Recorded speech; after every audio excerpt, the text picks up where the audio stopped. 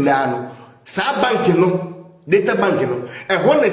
sika nyina fire busa mahama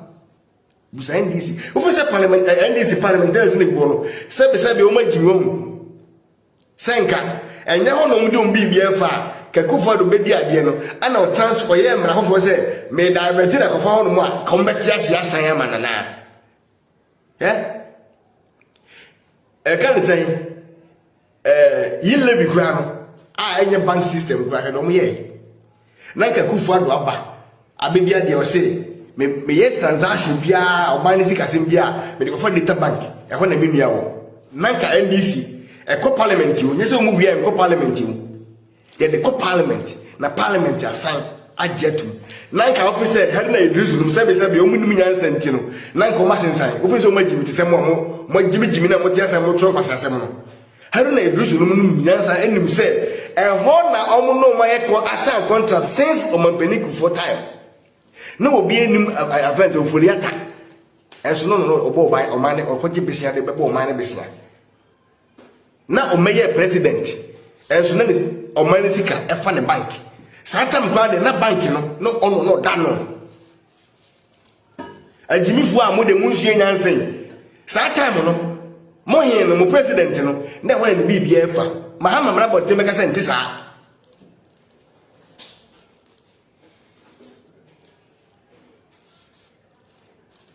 mahama mra bontin no meka se ente sa but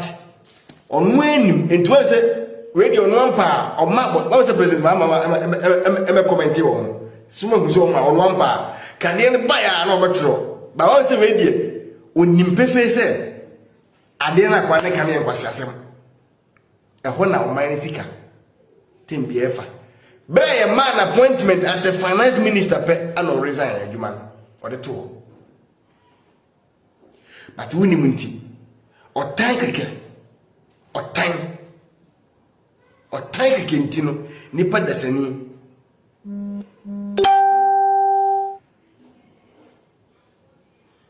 onipa se o tan obi a ye mfa ne tan ne personal even enter the personality say menene wasam se o ne wasam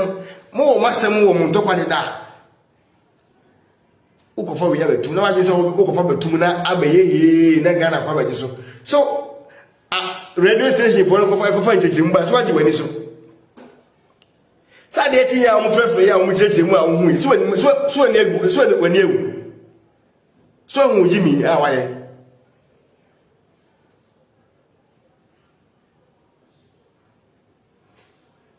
so hu so waje wani so munyai saadi na moye na emo o man ne no Captain Smart akotwe ho pen gidi that's one o temi da sabra wa ara fa na chance we jim te se unnim unware ko dia hano no obetro no board and na wo ye economics of a board light no no we no aye minus no akote afiri na manfo so agedi meti hodi na mehwe onu ankonta wo yeto board no so se oti 49 e di 353 mu no sa actual say negative already nyankopon na monfo guasie ni president because one go school no say free education e ka se enko no a eye nkrofo ya no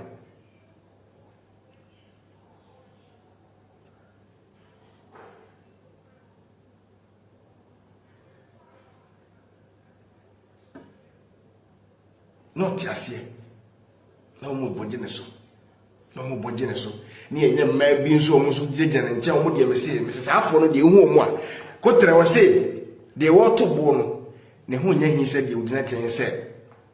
wani jene no mo mana mo fire captain de na eko onu abungunta e wo board so a o musa se ade a waye no enye no kwara na ya dikine so national security monfre Ekufuado ene Bawumia se allegation na obidi ato no so no so kukunu no omume yi omwa no anya sa we chena mesa ba me ba mo so de mba ba ye mu no national security se man frɛ Kufuado ene Bawumia allegation e leto no so no ma me yi omo ano mo nko ni yi me no mo be di no nyonyon wo kina ma be bom yemu ni machi ni motu na mu wi a na de wode asem na to we no sunsun ma frɛ no na ba bia evidence na onya ya kire se o mo se mo de pa no ebe bre no ho de knife ahyem aba wo na kunu nyina na e wo se identify sa evidence no anye sa foforo so ba e de sin de won wo yi obeki ma kretiam bedrum ne bi no e bi mpa na ne boni bi a wakodi o ba bi ni ma pa bi a wo pe ne 13 air conditions a wako free won timi ntu eka nwie no e bia na ho na anase sa ne vinyet na wakogina na won timi ntu esi ho no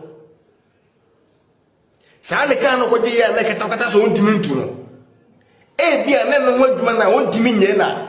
omo mbo ne pa no ebu afu na ngoku na egopa na kunu no mu de gina so no mu de koku no national security for omo ne be gina so ko di bone ne da shaban Ghana de yinmuka say aban no na agbopa because of say then when aban na nya adwen that okese ti aban no mesre national security for moye madwuma yi say moye madwuma yi bia monfre abrantie no na monfre Kufuado ne vice president na wode sa asem no ato om so no na emra enumuni emra eni sa afo say Kufuado no di fa na o man ni nyina ehu se sai o mte kunwa no so no pa bonko a no mbo eme nkrofo ebubo nkrofo na obi ehu mo nim guase 2024 ni aso ba na eyi um ko because unti medi aboro ebe kunkun nkrofo ma so ni obi ni onya adwenya na se nte sa so a na ni papo no le sa allegation ni ba he no na mra ani na di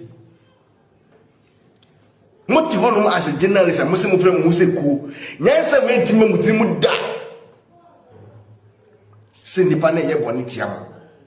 nyansa we ntime mutimu da se wo se mo frɛ no oso wo se mo wo adika TV station so ka se wono woni journalism association wonim bi because magimi munim nyansa wono na aka o dise wono aka kire mo sei na so ogum mu journalism aduma na ho finya na mo se mo ntimi frɛ no dia mo ntimi nka ho asem dia se jimi o kan na se ampa se magimi ampa mesi no kan bi ko do omo ko tu ye no en na me de ma mo e dise mo nyimi ya ampa dia en na mo obi emu se mo nyimi Mumma emra enye dwuma busia mo share message we nanko ka general sefono ene aban ene national security force ni emfra asem na obi ka so duku obi a enya de da fom sa wa ka cheche ma chere se teknese o boso me be kuni na eguni nsem oso evidence nda ho ba bi on boye meeting na oso onim wono na kan ye o etimo trend national security